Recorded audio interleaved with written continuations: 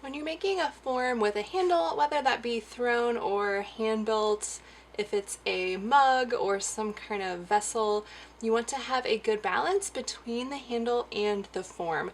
So think about what kind of shape you want for your handle. These 4 pieces are mine, and this is by a ceramicist, Elaine Buss. Think about the arc of the handle, how your hand fits inside, how much space you need if you want 2 fingers or 3 fingers, if your fingers are larger. So look at the negative space to have a good balance between the form and the handle. You wouldn't want a handle like that's too big, that's way out here, because that wouldn't be very balanced. Also look at the end of the handle. Do you want it to come kind of like straight on at an angle to meet your form?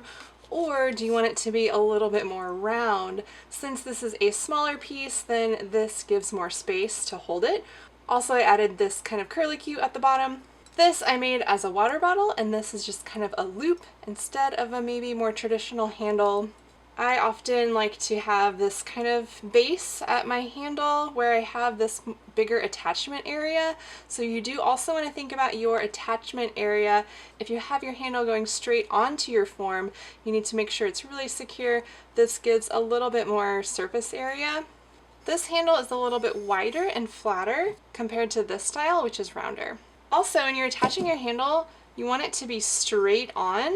You can see looking at this one, it's slightly leaning. So really when you're attaching your handle, get above your piece and look down so that it is nice and straight. Whenever you're making handles, I like to make at least 3 different styles to see which one has the best fit in terms of the shape of the handle compared to the form. So let's look at some different ways to make handles. I'm starting with a lug of clay, and first I'm just going to roll this out. There are several different ways to make handles. A common way to make a handle is by pulling the handle. I am going to use a method that involves rolling a coil and then kind of stretching out the coil so it bends easily without cracking. Whenever you're rolling coils, it's easiest to stand up. If you get kind of a seam like this, then make sure you smooth over it. And I like to think about my handles as kind of a carrot so that they're wider at the top and they taper a little bit toward the bottom. So I'm going to roll the bottom part a little bit thinner. Get your sponge wet. I have more of a finishing sponge here, which is smoother. Kind of stretch out your coil. So you're smoothing it out, but you're also adding some water. This is really important because you don't want to just make your handle without doing this. If you just bend your handle without adding the water, you're going to get a lot of cracking. It's kind of up to you if you want this to be perfectly round or if you want it to be kind of flat on the inside. This is the form that I'm working with to make my handle, so I want to look at my handle compared to my form. I have several different ideas about where to attach this. I could attach it here, I could attach my handle here. I'm going to cut the top of my handle and then start to place it on. So if it's not bending very easily, then add a little bit more water. So another thing you want to think about is where it attaches. Do you want this going straight or do you want it kind of angling upward? For the bottom, I like to use a metal rib, or you could use a plastic card and curve the card, cut so that you have a slight roundness to the bottom. This size is too big, I need to cut more from the bottom. Okay, I'm happy with how this is looking, so what I'm going to do is let it firm up like this. So before you let it firm up, make sure that it's pretty even. We can kind of smooth it out later, but just make sure that it's going to firm up so it's nice and straight. So let's put this one to the side. Put your scraps back together and put them back in your clay bag.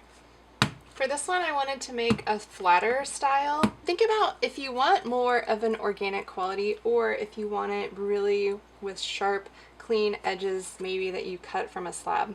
I didn't add the water to this one. You can see I have these little cracks here, but it's relatively okay. Sometimes you'll get a lot of crinkling on the inside, so it is better if you put water on both sides of your slab or your coil before you bend it. Notice how I'm also kind of pushing on the corners in order to get the concave shape. You don't really want any sharp edges on a handle. It's not really comfortable to hold, so smooth out your corners.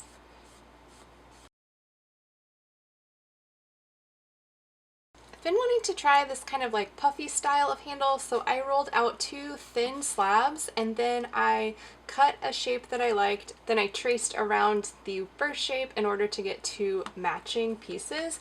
Then I used my finger and I kind of pushed the slab to get it a little bit more round. I'm going to have some finessing to do because I want it to be a little bit puffier right here, but you can kind of see how this almond shape is echoed, and it kind of is going to add some different kind of dimension. So I'm going to keep working on this one. I've made my handles, I've let them firm up a little bit so that they are in a more similar stage to my mug form. And looking at these handles, I have this one, this one, this one, this one. I worked on this for a little bit and I made it kind of puffier, but I'm still not really happy with it. So I've decided to go with this one. This is kind of the handle I usually make, so it makes sense that I chose this one and I feel the most successful with it. Since this is the one I decided to go with, I went ahead and made a second one to match my other mug since I have 2 of these. It was much easier to make the second one, so you can see it's a lot smoother because I didn't have to handle it as much, but it's very easy to make a second handle after you have your first one made. So in fact, I could just use my second one, although it's not quite set up yet. First, I'm going to go back and smooth over this handle. Generally, I like the white mud tool sponge and the red rubber rib, but I left those at school, so I don't have them here with me right now. And what I like to do is trace around where I need to make this attachment. I like to use this scratch wire brush to score. It has really fine wires which make it very precise when you're scoring. If you don't have one of these, I also like to use this kind of sculpture tool. Handles can be tricky to attach to your mug and often they end up with cracks, so you want to make sure this attachment is very, very secure. By tracing around where my handle goes, I know exactly where to score. Only score where you're attaching so that you don't have extra cleanup later.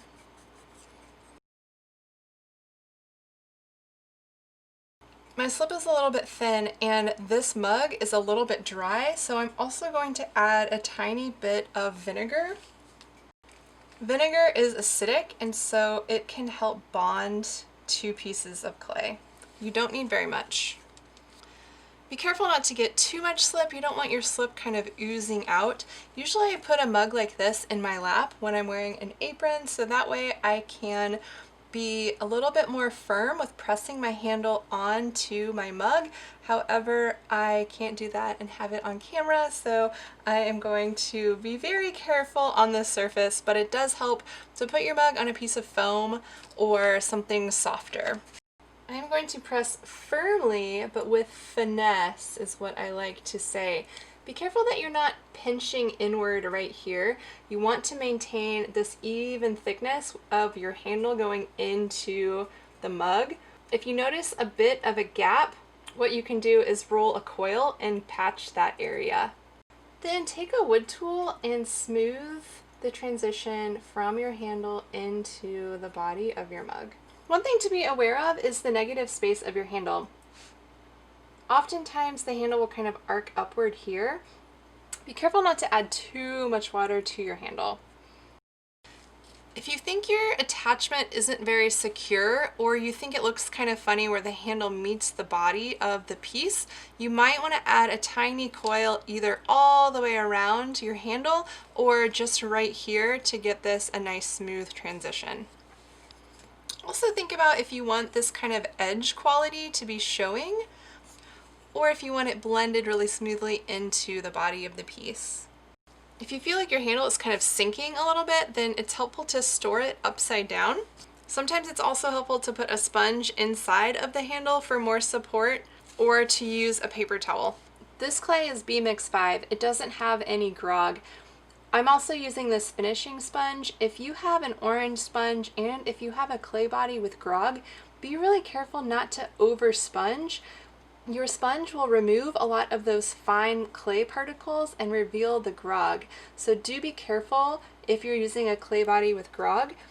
After you kind of smooth out with your sponge, then go back with your wood tool and kind of compress around those areas to push the grog back in. Also use a plastic card to compress as well if you don't have one of these rubber ribs. I'm feeling pretty good about this handle. Next, I'm going to go back and add some surface design, and I'm going to clean up some of these uneven areas.